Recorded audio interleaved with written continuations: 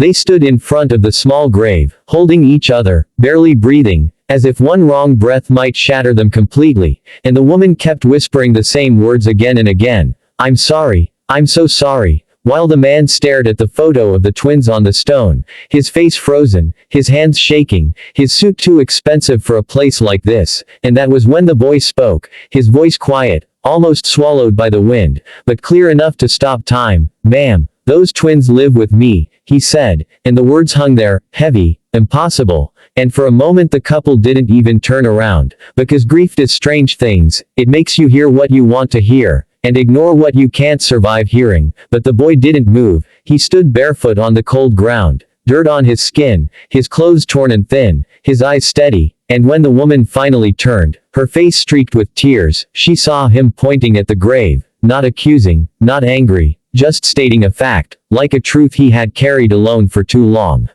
His name was Eli, and he had learned early that speaking too loudly only brought trouble, so he spoke softly, always, even when his heart screamed. He lived on the edge of the city, in a broken house no one claimed, with walls that let the rain in and floors that remembered every winter, and the twins had come to him one night wrapped in blankets, placed gently near the door by hands that never knocked, hands that left quickly, as if afraid to be seen. And Eli never chased them, never asked questions, because some answers hurt more than hunger. He was quiet at first, emotionally strong inside, but carrying a shame he didn't deserve, whispered about by people who looked down on him, judged him, humiliated him, a boy with no parents, no papers, no protection, raising two babies that the world had already buried.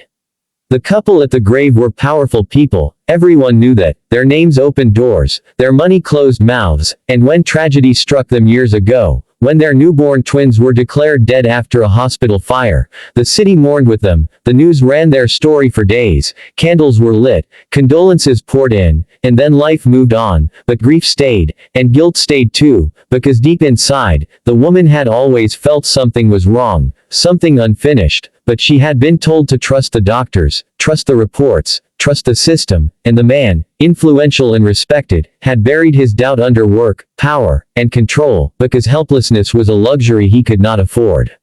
Eli watched their faces change, disbelief first, then confusion, then something close to anger, because powerful people hate uncertainty, and the man's voice hardened when he spoke. "What kind of sick joke is this?" he said, his tone sharp, dismissive, used to obedience, and Eli lowered his eyes, not because he was guilty, but because patience had kept him alive. "I'm not joking, sir," he said calmly. "I feed them, I keep them warm, I tell them stories, they sleep holding my shirt so they don't cry," and the woman's hands began to shake again, because those were not the words of a liar, those were the details of someone who stayed when it was hardest. They asked him where, and he told them. They asked him how, and he told them. They asked him why no one knew, and he shrugged, "Because who listens to a boy like me," he thought, and the man laughed bitterly, mocking, dismissing, already reaching for his phone, ready to call lawyers, police, someone to make this problem disappear, but the woman stopped him, because hope, even quiet hope, has a way of slipping through cracks, and she looked at Eli and whispered, "Can we see them?" And Eli nodded, slowly, carefully, because hope is fragile when you've lived too long without it. As they walked, people stared, the rich couple following the poor boy through streets they had never needed to know, and Eli felt the old familiar weight of humiliation, the looks, the whispers, the judgment, but he kept walking, because the twins were waiting, because patience had taught him that justice doesn't rush, it waits for the right moment. And behind him, the man's anger grew, his confidence unshaken, his belief firm that no truth could touch him. Not yet, because powerful people always believe the world bends for them, until the day it doesn't. They reached the house just as the sky began to dim, the kind of place most people pretended not to see, with broken windows covered by plastic and a door that never quite closed, and the man stopped for a second, his polished shoes sinking into the dirt, his face tightening with disgust, while the woman felt something heavier than fear, a quiet dread, because if the boy was lying, this would be easy, but if he wasn't, this place held a truth she wasn't ready for. And Eli pushed the door open gently, like he always did, because loud sounds scared the twins, and inside, it smelled of warm milk and damp walls, and then they heard it, a small laugh, soft, innocent, unmistakably alive.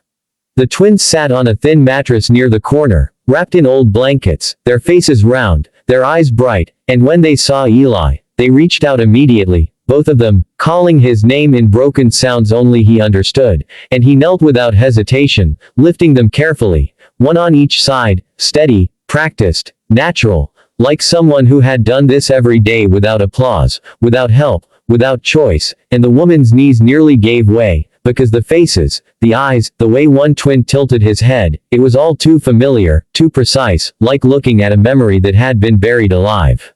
The man stood frozen, his jaw tight, his hands clenched, his power suddenly useless in a room with no witnesses, no contracts, no influence, and he spoke sharply. "This proves nothing. Children look alike. You can't just claim this." And Eli didn't argue. He never argued with people stronger than him. He simply opened a small metal box from under the mattress. Inside were papers, worn, stained, folded 100 times, hospital tags, a bracelet with a date, a time, a name crossed out hastily, and the woman gasped, because that date was burned into her soul, and her heart began to race in a way grief had never allowed before. She asked the boy where he got them, and he told her the truth, slowly, without drama, without anger, the fire, the night, the nurse who cried while placing the babies down, whispering apologies, saying someone powerful wanted everything clean, no mistakes, no questions, and Eli had been nearby, invisible like always, and when the nurse left, he stayed, because he knew what it meant to be left behind, and no one came back for them, not that night, not ever, and the room fell silent, heavy with helplessness, because the truth had started breathing, and it refused to be ignored.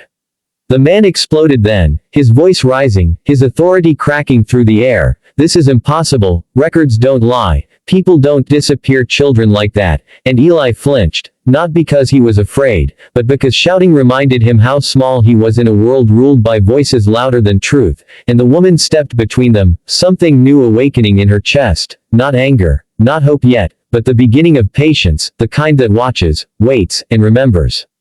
They left that night without the twins, because power still had rules, and Eli understood that. He tucked the children back into their blankets, told them a story with a steady voice, even though his hands shook. For the first time in years, and outside, the man made calls, many calls, shutting doors before they could open, while the woman stared out the window, silent, absorbing everything, the dirt, the silence, the boy's calm strength, and for the first time since the grave, she didn't feel completely empty, she felt something dangerous growing, quiet hope. Eli lay awake long after the twins slept, listening to the city breathe, knowing powerful people rarely lose, knowing justice moves slowly, painfully, but he had learned patience from hunger, from cold nights, from being unseen, and he whispered to the darkness that whatever happened next, he would not abandon them, not now, not ever, because some truths are worth waiting for, even if the wait breaks you first. The days that followed moved slowly, heavier than the years before, and Eli felt the pressure before he understood it, the way strangers lingered too long outside the house, the way questions came sharp and fast from people who never introduced themselves, and he answered calmly, politely, because patience had taught him that panic only feeds power, and the twins sensed the change too, clinging tighter, crying more at night, as if they knew the world had finally noticed them. The man used his influence carefully, not loudly, not openly, because loud power attracts attention, and attention brings risk, so he spoke in quiet rooms, signed papers that erased questions, reminded people who owed him favors, and within days, the story shifted. Official voices claimed the children were unrelated, the documents unreliable, the boy unstable, and Eli watched as helpers disappeared, promises faded, and the familiar helplessness settled back into his chest, heavier this time, because hope had already touched him, and losing it hurt worse than never having it at all. One afternoon, men arrived with polite smiles and cold eyes, saying they were there for the children's safety, saying Eli was unfit, unverified, invisible on paper, and he stood there listening, nodding, not arguing, not begging, because humiliation had taught him dignity in silence, and when they reached for the twins, the woman's voice cut through the air from the street, sharp, trembling, but unafraid. "Stop," she said, and for the first time, power hesitated. She had spent those quiet days reading, searching, remembering, letting patience guide her instead of fear, and she had found cracks, inconsistencies buried deep in archived records, payments hidden as donations, signatures that should never have existed, and she walked into that broken house not as a grieving mother, but as a witness, and she looked at Eli with something close to respect, because he had protected what she had lost when the world told her to move on. The man arrived moments later, anger blazing now, control slipping, his voice sharp, commanding, but something had changed, because truth had been seen, and once seen, it cannot be unseen, and the twins cried as the adults argued, their small hands reaching for Eli, grounding him, reminding him why patience mattered, and the woman knelt beside him, placing a hand on his arm, steady, human, saying quietly, "You are not alone anymore." The confrontation ended without resolution, because justice rarely comes cleanly at first, but the silence afterward was different, charged, expectant, and Eli felt it, a shift in the air, the slow turn of something long stuck, and that night, for the first time, someone brought food, not as charity, but as care, and a lawyer called, not with threats, but with questions, and Eli answered honestly, calmly, trusting patience to carry him where strength alone never could. The man watched from a distance, realizing too late that control had limits, that influence could delay truth but not erase it, and fear, real fear, began to settle in his chest, because he knew the kind of justice coming was not loud or fast, but quiet and complete, and Eli lay awake again, listening to the twins breathe, knowing the storm wasn't over, but for the first time, believing he might survive it without losing them. The truth did not arrive with sirens or shouting, it arrived quietly, like dawn, one document at a time, one witness finding courage, one door finally opening, and when the investigation became official, the man's power began to fail him, not all at once, but enough, because patience had done its work, and the nurse came forward, older now, trembling, carrying guilt she had buried for years, and she told everything, the orders, the money, the fear, the demand to erase the twins because their survival threatened reputations and careers, and the city that once praised the man now whispered his name carefully, because untouchable people are only untouchable until the truth stops being afraid. Eli sat quietly in the courtroom, the twins beside him, holding his fingers, not fully understanding why so many eyes were watching them now, and when the judge asked who had cared for the children all these years, who had fed them, protected them, loved them without reward, the room turned toward the boy who had never raised his voice, never demanded credit, and he answered simply, "I did, because no one else did," and the woman broke down then, not from grief, but from release, because justice had finally found its way home. The ruling did not erase the past, it could not return lost years, but it did something quieter and deeper, it acknowledged truth, it punished the lie, and it honored patience. The twins were officially recognized, protected, their future secured, and Eli was no longer invisible, no longer just a boy from the shadows, he was named their guardian, their family. And when the man was led away, stripped of titles and silence, he did not look angry, only small, because power without truth always ends that way. Later, standing outside, the woman knelt in front of Eli, tears in her eyes, her voice steady at last, and she said thank you, not as charity, not as pity, but as respect, and Eli nodded, because some apologies don't need words, and as the twins laughed between them, alive, warm, safe, the grave behind them felt lighter somehow. Not forgotten, but transformed, and for the first time, everyone understood that justice does not always roar. Sometimes it waits, quietly, patiently, in the hands of those who refuse to abandon what the world has already given up on.